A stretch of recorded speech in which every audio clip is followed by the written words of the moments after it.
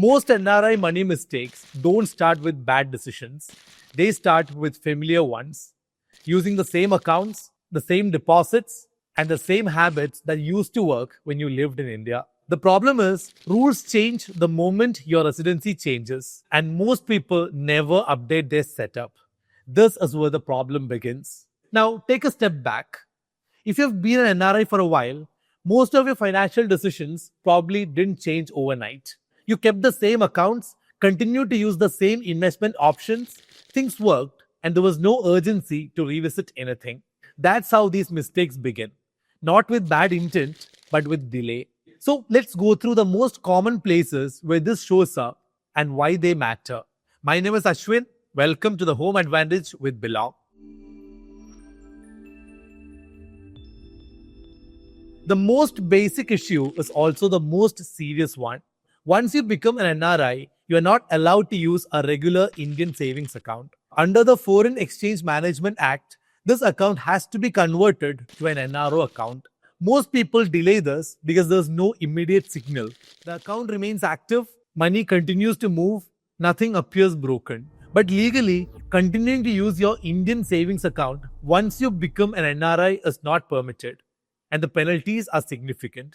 You can be fined up to 3 times your account balance or 2 lakh rupees if the amount is not quantifiable. There can also be a daily penalty of 5,000 rupees until the issue is corrected. So if you're still using your Indian savings account after you become an NRI, this is something to be fixed immediately. Most banks allow you to do this online, or you can do this during your next visit to India. The second issue is more subtle. Most NRIs make their investments without thinking about the currency their returns are tied to. A most common example is NRI fixed deposits. Most people think it is an NRI friendly option, but in reality, the returns are tied to the Indian rupee. And the Indian rupee falls by roughly 3% every year against the US dollar. So if an NRI deposit earns 3%, the effective returns in dollar terms comes down to just 3%. This difference doesn't seem dramatic in a single year, but over time, it materially changes outcomes, especially if your income and long-term expenses are in dollars. This is why the currency matters. Options like the FCNR deposits or Gift City allows you to invest directly in the US dollar and reduce currency risk.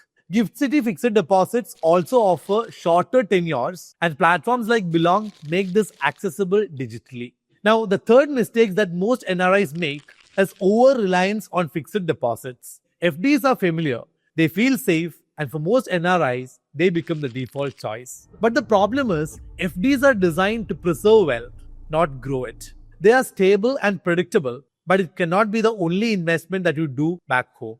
A more effective approach is to treat FDs like one part of your portfolio and not the entire strategy. For long-term goals, mutual funds generally offer better growth potential. NRIs can invest in Indian mutual funds or Gift City mutual funds. Gift City funds have a lot of tax advantages. Your gains are not taxed and your TDS is not deducted. Over the long term, that difference compounds. Another common mistake is not thinking about tax while making the investment. Gains from Indian mutual funds are taxable in India even if done from an NRI account.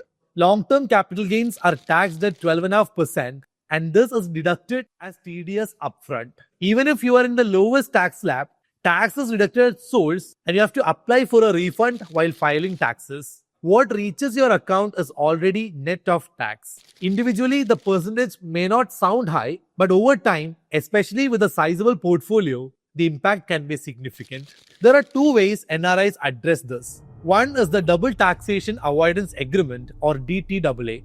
Under DTAA, your gains will not be taxed in India but only in your resident country. For example, under the India-UAE DTAA, your gains will not be taxed in India, and since UAE does not have any capital gains tax, they are not taxed there either. But the limitation is, to get the benefits of DTAA, you should have the tax residency certificate, which costs around 25,000 rupees every year. The other option is Gift City, where capital gains is exempt from taxes without the DTAA paperwork. For most NRIs, this is the simpler and clearer route. Now, mistake number 5, not filing taxes in India. Even when tax has already been deducted, filing taxes in India still matters. NRIs face high TDS rates. Interest from your NRO accounts attract a 30% TDS. Rental income is taxed at 30% and property sales attract a 12.5% TDS. Because tax is deducted, most people assume that there is nothing else left to do. But filing returns help you to claim refunds if your total income is below the basic exemption limit. It also allows you to carry forward losses, and if your total income is over the basic exemption limit, it is mandatory to file your taxes. Most importantly, if you come back to India, it will help that you have been filing taxes. Now, the sixth mistake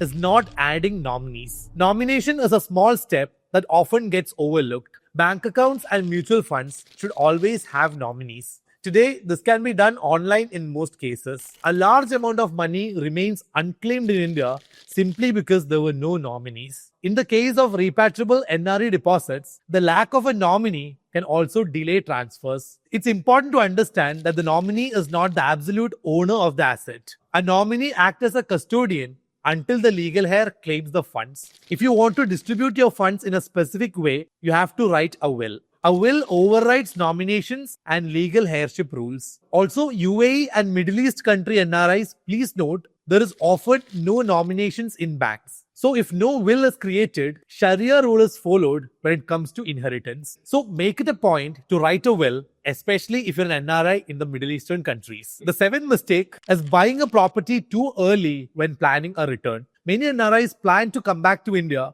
but buy properties years before they actually come. At the time, it feels sensible, but cities change and neighborhoods evolve. What felt right earlier may not feel right later. A more practical approach is to rent first when you return. Live in the city, understand the neighborhood, understand the schools, hospitals, and your daily life. And once you're confident, you can make a long-term commitment. This avoids getting locked into a decision that no longer fits your life. The final issue is insurance. ULIPs and fixed income insurance are often positioned as convenient solutions. ULIPs combine investment and insurance, but on death, you receive either the investment or the insurance, whichever is higher. Using a term insurance policy along with a mutual fund investment provides better coverage at lower cost while keeping the investment component separate. Fixed income insurance plans also tend to give lower returns than fixed deposits. So before committing to any insurance plans, it's always important to understand what problem it is actually solving. Most NRI mistakes are not dramatic. They come from setups that once worked and were never revisited. The goal of this video is to help you review your setup before a serious problem ends up forcing you to. This is the home advantage. See you in the next video.